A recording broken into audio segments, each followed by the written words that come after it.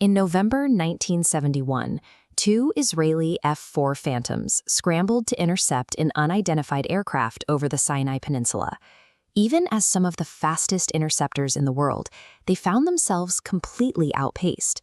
Radar controllers clocked the target flying at 20 kilometers high, while accelerating beyond Mach 3. At that speed and altitude, the aircraft was operating in a realm previously thought impossible for a combat jet. This unidentified aircraft possessed the raw performance to outrun any fighter or air defense system in existence. For a decade, this ghost plane remained a complete mystery, leaving Western military planners to grapple with the reality of a massive Soviet technological leap. This panic began in the late 1950s with the American development of the XB-70 Valkyrie. It was a bomber designed to cruise so high and fast that it would render the entire Soviet Air Force obsolete before it could even get off the ground. Soviet leadership faced a geographic nightmare, defending 22 million square kilometers of airspace from high-speed nuclear threats approaching from the north, east, and NATO allies in the west. Defending such a massive border against a Mach 3 threat meant the Soviets had only a few years to design and mass-produce a miracle interceptor to reclaim their skies. The Soviets chose a massive 1967 airshow to unveil their answer, dramatically sending 3 prototypes of the new jet roaring past a stunned Western audience. Analyzing the grainy footage, Western intelligence focused on the enormous wing surface and massive air intakes, concluding the jet possessed extreme maneuverability and was built using advanced, lightweight titanium. The revelation set off alarms in Washington. The U.S. Air Force Chief of Staff even went before the public to admit the United States currently had no jet capable of matching it. These grainy frames had successfully created the perception of an invincible superfighter, sparking a frantic Western arms race based on a design they didn't yet understand. The mystery finally unraveled in September 1976. The Soviet Union's most guarded jet appeared over northern Japan, nearly collided with a commercial airliner, and came skidding off the end of a runway into the dirt. The pilot was Viktor Belenko, a 29-year-old lieutenant who had planned his escape for months. During a training exercise, he reported engine trouble to slip away from his group and descend beneath radar detection.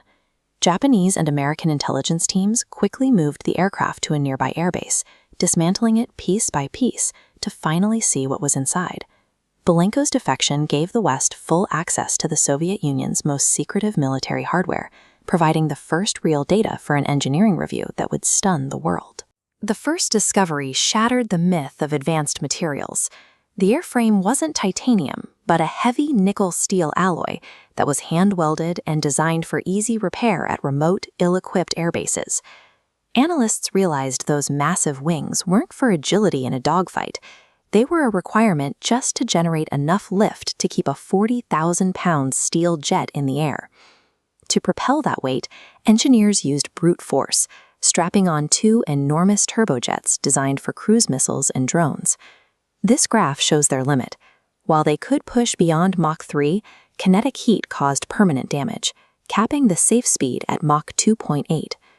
The electronics revealed further compromises. The 600-kilowatt radar was powerful enough to burn through jamming, but it lacked the look-down capability required to track targets flying low against the ground. The autopsy revealed a specialized machine built around a singular, uncompromising goal, reaching high-altitude bombers with massive engines and a heavy steel frame. These compromises were logical for a specific mission. The MiG-25 was built to fly in a straight, high-altitude line and fire massive missiles at the XB-70 Valkyrie. However, the Americans canceled the XB-70 program before it reached production, moving instead toward low-altitude penetration and stealth to evade Soviet radar. Once the aircraft's limitations were public, Western media mocked the MiG-25 as an inferior machine, while the Soviet Union spent years modernizing the design into the more capable MiG-31. The Soviets had spent a decade and massive resources building a weapon to intercept a threat that no longer existed. Despite the mockery, the MiG-25 remains a testament to desperate engineering.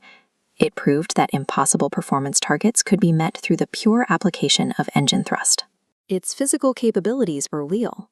In 1977, a MiG-25 climbed to 123,000 feet, a record for a jet-powered aircraft that still stands more than 50 years later. The MiG-25 altered the course of Western fighter development for a generation. It proved that during the Cold War, the perceived threat of a weapon could be just as influential as the weapon itself.